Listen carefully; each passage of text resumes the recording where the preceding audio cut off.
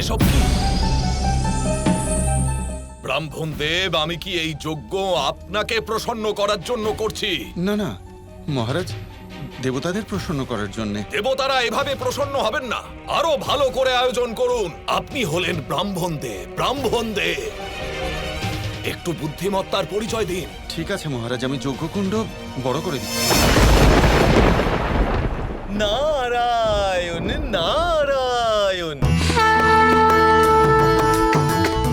ইনি আবার কোথা থেকে এলেন?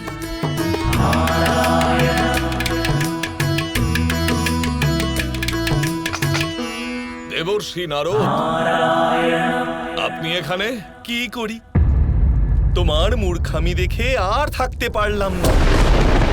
সেই জন্য তো তোমাকে সাবধান করতে চলে এলাম। মূর্খামি? নারায়ণের যজ্ঞ করা আপনার কাছে মূর্খামির পরিচয়? তাহলে সেদিক থেকে দেখলে এই সৃষ্টির সব থেকে বড় মূর্খ কে?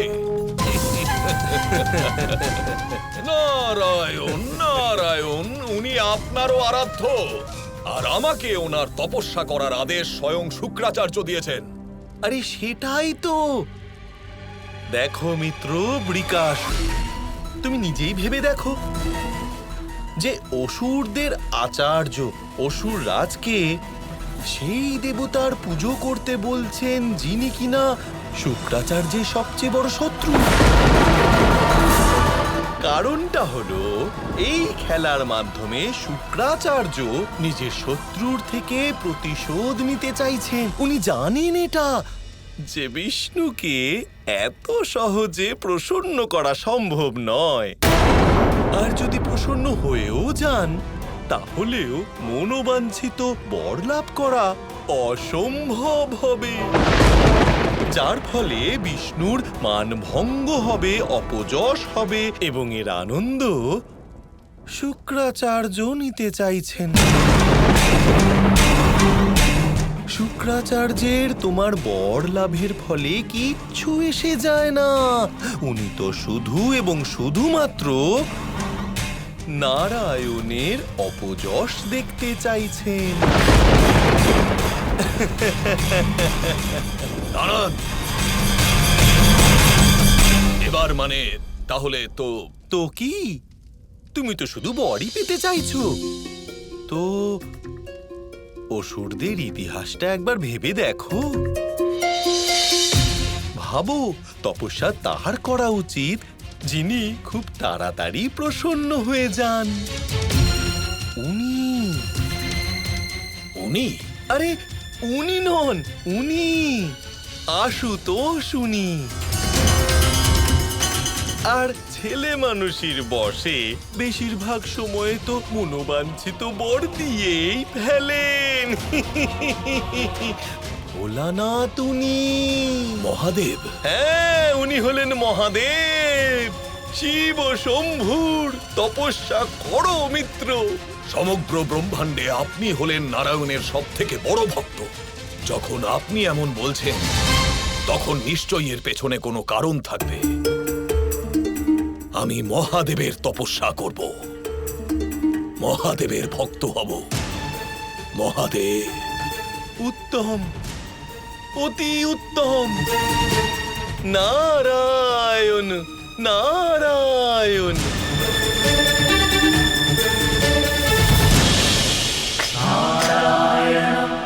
দাঁড়ান শ্রীকৃষ্ণ। আপনারা সবাই যারা এখানে উপস্থিত আছেন, আপনারা এইমাত্র সবাই নারায়ণের অবতারের মুখ থেকে একটি কাহিনী শুনলেন। আর শুধু তাই নয়, সেই ঘটনার সাক্ষী দেবর্ষি নারদও স্বয়ং এখানে উপস্থিত। এবার আপনি বলুন দেবর্ষি, আপনি নারায়ণের কথা মতো যা কিছু করেছেন সেটা কি অনুচিত ছিল না?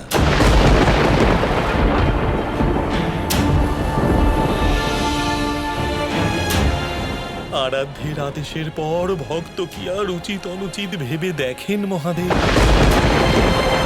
হ্যাঁ, আমি বিভ্রান্ত করেছিলাম বৃকাসুরকে, কিন্তু তা আমার প্রভুর নির্দেশে। নিঃসন্দেহে আপনি একজন শ্রেষ্ঠ ভক্ত, কিন্তু এখন নারায়ণের কি হবে? যিনি এই কাহিনী শোনানোর পরে নিজেই তো দোষী প্রমাণিত হয়ে যাচ্ছেন। আমার মতে সেই সিদ্ধান্ত সম্পূর্ণ কাহিনী শোনার পরেই নেওয়া উচিত আরাধ্য। ওং নমঃ শিবায়। ওং নমঃ শিবায়।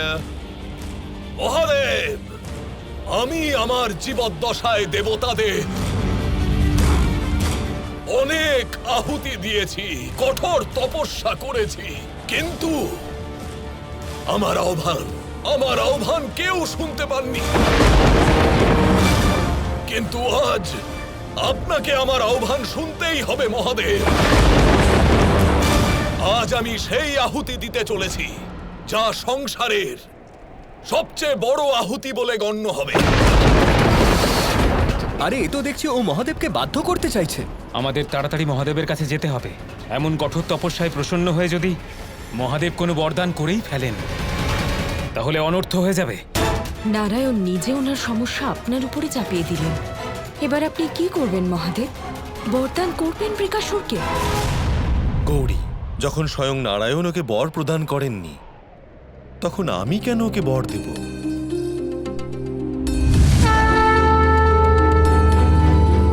প্রণাম মহাদেব। প্রণাম মাতা। মহাদেব, কোনো সিদ্ধান্ত নেওয়ার আগে একবার তার পরিণামের কথা ভেবে দেখবেন প্রভু। বৃকাসুরের কোনো বর চাওয়ার পেছনেই উদ্দেশ্য শুধুমাত্র একটাই, দেব সমাজকে নষ্ট করে দেওয়া। দয়া করে আমাদের রক্ষা করুন প্রভু। মহাদেব ওকে বর দান করবেন না দেবরাজ। আপনারা সবাই নিশ্চিন্ত হয়ে যান।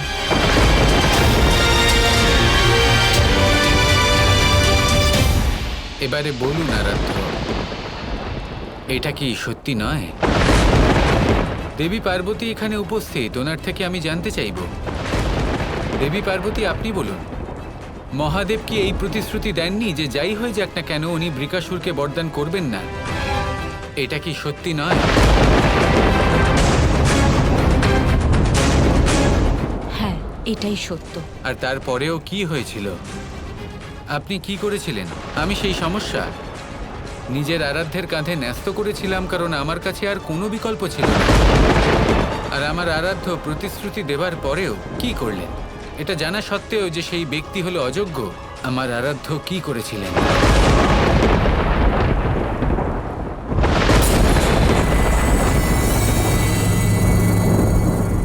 আমার দেহ আহুতির প্রথম অংশ আপনাকে সমর্পণ করলাম।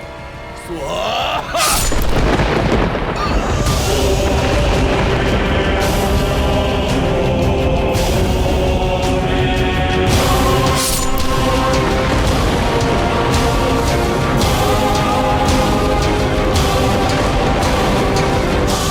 মহাদেব, আমি এখন এই মুহূর্তে অন্তিম আহুতি হিসেবে আমার মাথা, আমার প্রাণ আপনাকে সমর্পণ করছি।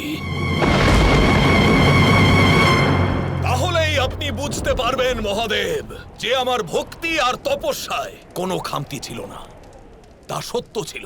বৃকাসুর তো নিজের প্রাণ ত্যাগ করতে চলেছে না, আমি এমনটা হতে দিতে পারি না।